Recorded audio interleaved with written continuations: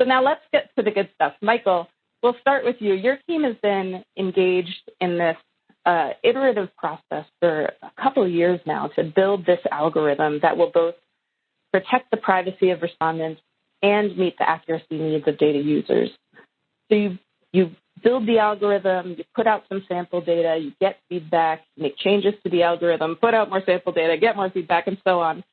Can you talk a little bit about the changes to the top-down algorithm that have come out of that process and how they're reflected in the data that our audience has been looking at this week? Sure, happy to. Thank you, Megan. So you're absolutely right that this has been an iterative process. And I'm sure it comes as no surprise to those attending today's webinar that census data are used for a wide variety of purposes. And our efforts to develop a system that can effectively protect the privacy of our respondents while also ensuring high-quality data to support those diverse use cases would not have been possible without ongoing feedback and engagement from our data users. Over the last couple of years, we've worked closely with members of our advisory committees, the Committee on National Statistics, American Indian Alaska Native tribal leaders, professional associations, redistrictors, civil rights groups, researchers, state and local officials, and the list goes on and on. And working with them, we've been able to get insights into what our data users need from the data in order for it to meet their use cases. And so to enable all of those stakeholders to provide meaningful input into the development and improvement of our disclosure avoidance system, we've released 5 sets of demonstration data over the last year and a half. And those demonstration data were generated by running 2010 census data through our top-down algorithm so that data users can compare the new methods against the data that we originally published after the 2010 census. And with each set of demonstration data that we've released, the invaluable feedback that we've received from the data user community and from their analyses has really helped us to improve the algorithm. And so the latest set of demonstration data, which we released earlier this week, reflect a number of important changes that we made to the system based on that feedback from our data users. And Megan, I think or Shelley, I think you have a graphic for me here. There we go. As I mentioned, we've been getting feedback through a wide variety of forums and from a diverse range of data users and other stakeholders. 3 of the pieces of information that we received a lot of feedback on led to direct kind of important changes to the top-down algorithm's implementation that are reflected in the demonstration data that we just released. The first of these had to do with what we call off-spine geographies. So the top-down algorithm, and as its name suggests, starts at the nation level and works its way down to smaller geographies. And it does this to ensure that as you examine data for larger and larger geographic entities, that the accuracy of the data will get better as you look at larger geographies. So that your state data will be incredibly accurate. Your county data will be accurate. Your tract level data slightly less accurate. Your block group level slightly less, and so on. So that as you're looking at larger geographies, the accuracy increases. And that's a standard feature of official statistics all around the world. The standard geographies that the top-down algorithm uses follow our normal tabulation geography. So nation to state, state to county, county to tract, tract to block group, and block group to block.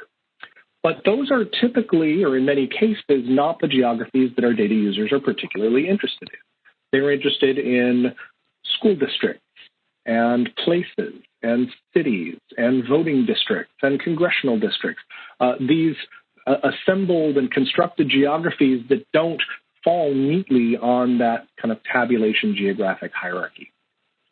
So one of the things that we have been hearing from our data users, that they wanted to see greater accuracy for these, what we call off-spine geographies, the ones that don't follow those normal tabulation geography boundaries.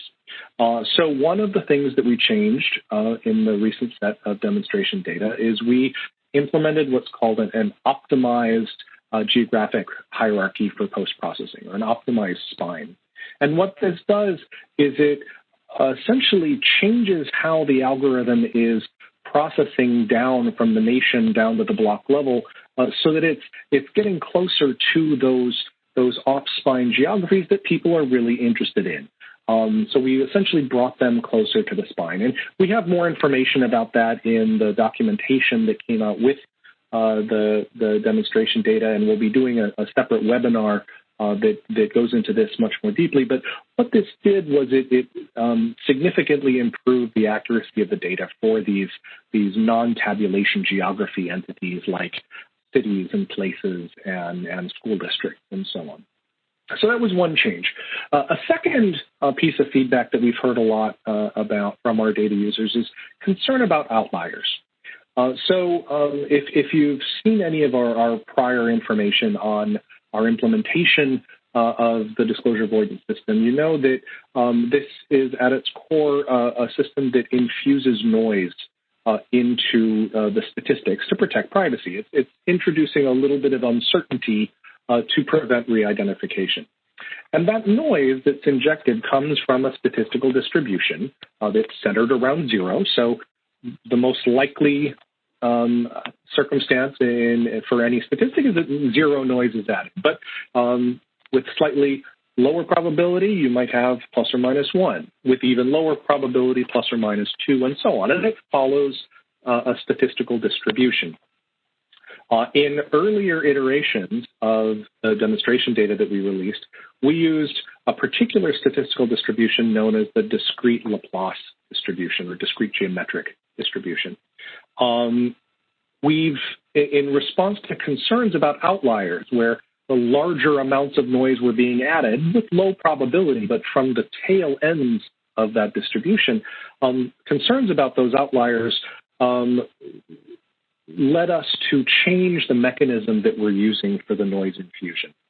So instead of using the discrete geometric distribution as we did in the past, we have transitioned to using a discrete Gaussian distribution. Now, this is a more complex statistical change here, but what it really means for the data is it flattens out those tail ends of the distribution. So it makes it significantly less likely that you'll get kind of outlier values of noise injected. And so, this change to the algorithm does significantly decrease the likelihood of outliers in the resulting data.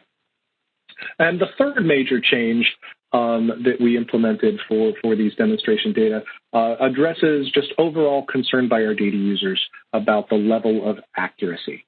So the first 4 sets of demonstration data that we released all used the same relatively conservative privacy loss budget that was tuned more to the privacy side of the spectrum.